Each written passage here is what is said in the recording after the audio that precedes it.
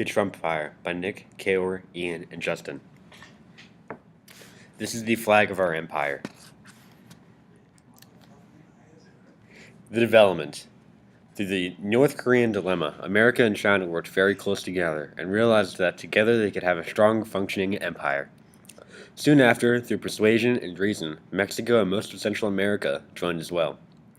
Then followed our neighbors to the north. Soon after that, America seized power over the rest through a mix of force and more persuasion. Eventually, all submitted to our God Emperor Trump. The people loved it. Trump was now worshipped as a god. The bad hombres were now slaves. The government was forceful and the laws were brutal, but all benefited the people. Immortal God Emperor Trump ruled America and oversaw the rest. Sub-Emperor Kaor ruled China. Sub-Emperor Ian ruled Mexico. And Sub-Emperor Justin ruled Central America. And Sub-Emperor Nick ruled Canada. Economics. Through Emperor Trump's supreme business knowledge, trade routes were easy to get. Overall, the Pacific Ocean was mostly controlled by the Trumpire and served as a major trade route to and from Asia. Because the empire spans through multiple continents, the goods are very diverse. China continued with its manufacturing power, creating everything it used to. Canada upped its maple syrup production and shipped it worldwide. Mexico and Central America were now drug-free and mainly exported crops. Social structure. The new Trumpire had a brutal yet effective system. After demolishing the Senate and anything that might say democracy, the emperor had complete control. Anyone that did not believe in a new emperor was given the choice: leave or die. The social structure is not complicated. Of course, our Lord Trump was in a class by himself. Pampered to his every whim, he ruled with an iron fist. He had multiple slaves, the bad hombres, and had complete control of the empire. Next came the four sub-emperors. They had command over their territory, except they always listened to their emperor. They were basically mini Trumps, except that they always had to listen to him.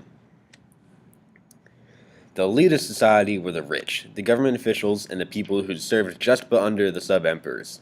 The average people loved our emperor and lived generally normal lives. They might even own a slave or two if they were rich enough. Then came the lower class. The government tried to help everyone, but there will always be those that are not as fortunate. They lived out their lives mostly in rundown cities and the waste of society. After that came the slaves. What was left of the Mexican population became the slaves of the Trumpire. Emperor Trump ruled them too dangerous and captured them all and sold them off. Now they were property and treated as such. The people were very diverse, coming from all corners of the globe. Color meant nothing, and everyone except the slaves were given an equal opportunity. Inside the empire, the laws are harsh but are needed to keep the peace. The people have a fearful respect for the government. Don't mess with the system, and the system will be good to you as well. They know that the laws help them and that the government keeps the peace. Armored guards patrol the street at all times, and security drones always keep a watchful eye. If caught disobeying the law, the punishments are very harsh. With this, the crime rate is near zero.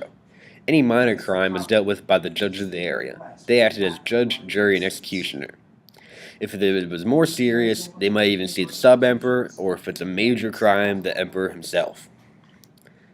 The people understand that this trade-off of strictness and security will always benefit them and keep them safe.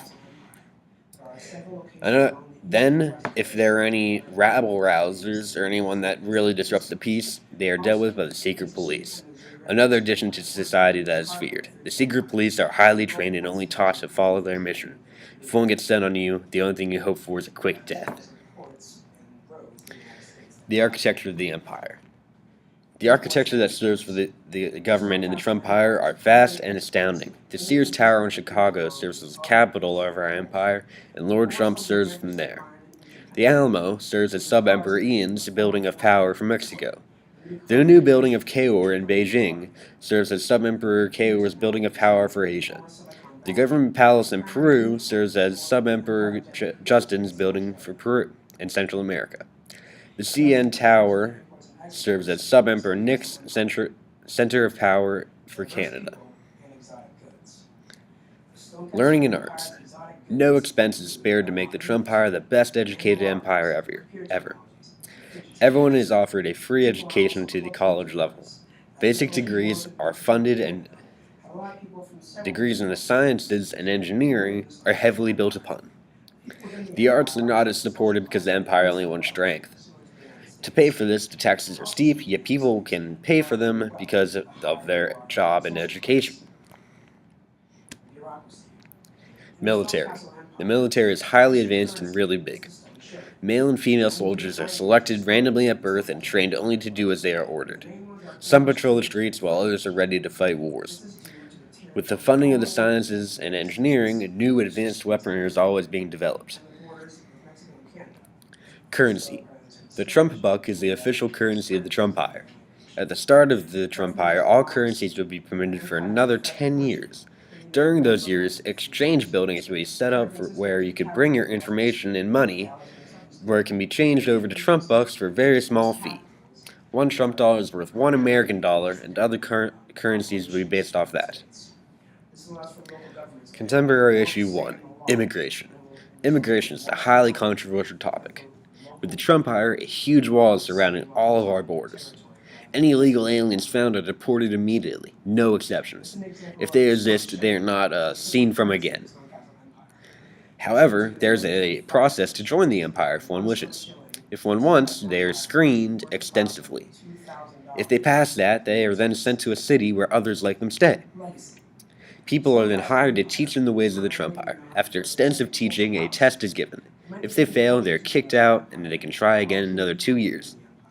If they pass, they are monitored for a year in normal society, and then afterwards they are treated as normal citizens. However, if they commit any wrongdoings, they may be sent back for re-education, or even deported depending on their crime. Contemporary Issue 2. Peace and Security. Within the Trumpire, any terrorism or any act that could harm others will be dealt swiftly and forcefully. With the drones and guards on the streets, there's a sense of security everywhere. On the borders of the Empire, any attack will be responded by the full force of the Trumpire's advanced military. If a country is under attack, they may seek support from the Trumpire. If they reach a compromise and see it fit to help them, the Empire will send an appropriate amount of force to assist. With the help, there is a cost, however. No favor is free. Depending on the amount of resources sent, the Empire will expect compensation. If a major conflict is arising, our supreme leader may put it in his say but won't attack unless it is deemed a major threat to the Empire. However, the Empire will help those who help it. If any country or large population seeks protection by joining the Empire, the debate would be held between the sub-emperors and the Emperor. However, the Emperor will always have the final say. With the huge, well-trained military of the Trumpire, any hopefully opposing force to be taken down. If the threat of this is not enough to keep enemies from attacking, the Trumpire will respond with full force. Legacy. The Empire will be remembered through the line of emperors. A bloodline is instilled in the Trump family. If no children are had, the Canadian sub-emperor is appointed. If he or she is dead, the Chinese sub-emperor, and then the Mexican sub-emperor, and the Central American sub-emperor. If they are all unfit or dead to serve, the children of those people are selected, and the same order of that is followed. If the possibility that all of those people cannot be emperor, every name of every person who was born in the empire is taken, and then used to randomly select the next emperor. But always the name Donald J. Trump will be remembered. Overall, the empire will be remembered for its political structure being an imperial rule. 1 emperor and 4 sub-emperors. The people are treated well by the government if they do not break the system. For cultural, the empire will be remembered as a diverse people that all loved and somewhat worshipped Donald J. Trump. Their strong military and security is also part of that culture. Economically wise, the empire will be known for its vast number of products in China. There's also the amazing crops of Central America and the delicious maple syrup of Canada. It was a rich empire that allowed capitalism as long as no business tried to take over. Intellectually, the empire will be remembered for its great scientific and engineering breakthroughs, as well as the good education funded by the government. All hail Trump.